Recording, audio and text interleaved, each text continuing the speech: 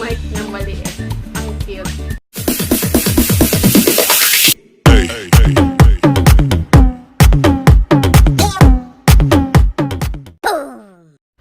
Hi guys! Welcome back to my YouTube channel. It's me, your girl Mau. So, for today's video, ang gagawin ko is mag-unbox ako ng mga in-order ko sa Lazada na last month ko pa sila in-order. Pero ngayon pa lang sila dumating dahil sa ECQ. So, let's start! So guys, heto na yung mga in-order ko sa Lazada. Ano nga ba itong mga in-order ko sa Lazada? Nag-order ako ng mini condenser microphone and audio splitter para sa aking BM800 para magamit ko din sa aking Android phone. So, bago ko sila buksan, kailangan muna natin silang isprayan ng alcohol. Pero kanina in-spray ko na to para maalis ang kanilang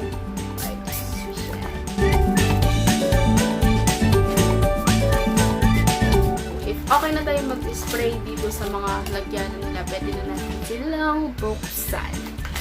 So, mag-umpisa tayo dito sa ano ba to? Itong unang na-receive ko yung audio professional condenser microphone mic stand condenser microphone stand. Ito yung dun sa BM800 na microphone stand na maliit lang kahit sa lamesa magagamit mo. So, buksan na natin.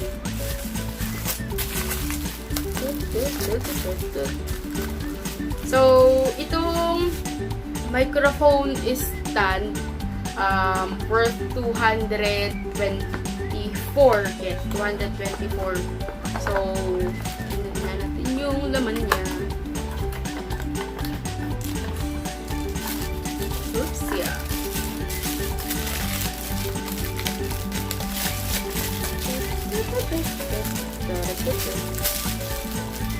Ito yung kanyang stand. Triangle. Tatlong paayong meron siya. Done. So, next is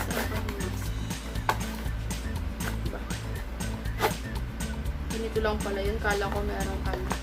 So, ito yung kasama niya, guys. Ano ba to? Yon.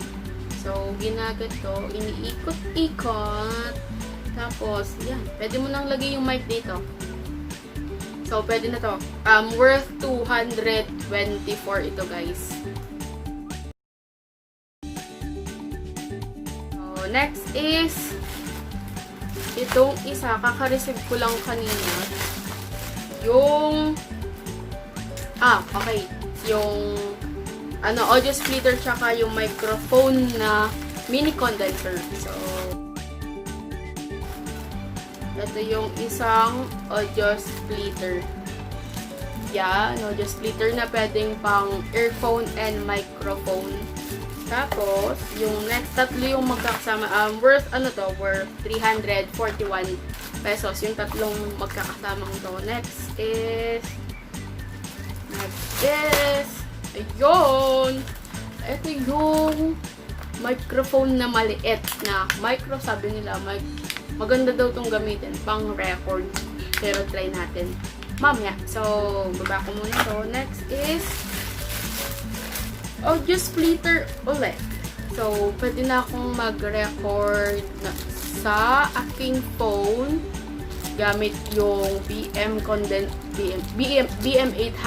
or itong malit na mic gamit yung aking cellphone and earphone. So, wait lang ha. Bubuksan ko lang itong mic na maliit. Ano ba ito? Naka-stapler pa kasi siya eh. Wait lang. Feeling ko binuksan na to. Tapos naka-tape pa. Ano ba talaga? Oh my gosh. My gosh. Damn! Sana maganda nga to. Sana gumagana. Pag po sanang scam. Yo! So, Yung kasama nung mic is, ano to, stand. Yan, stand yata to. Stand nung mic na maliit. Tapos, yung parang ganito yung guys. Pinaliit na holder ng mic. Yan. Ganyan. Yan. So, next is, kasama niya, yung mic na maliit. Ang cute. So, yung kasama nung mic na maliit, yung kung saan mo, ba't ganito? Oo, dahil. Ito, isasaksak mo sa phone.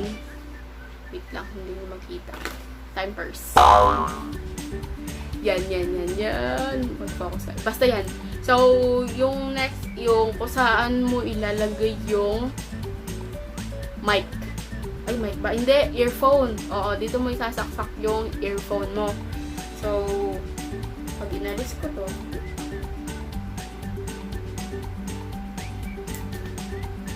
try nga natin i-set up tong binili kong maliit na condenser.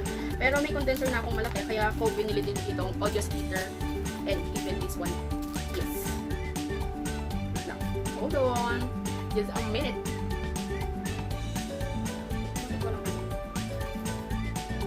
Yun.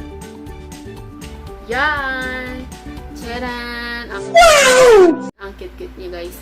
So, paano to? Ano ba to? Oh, pwede din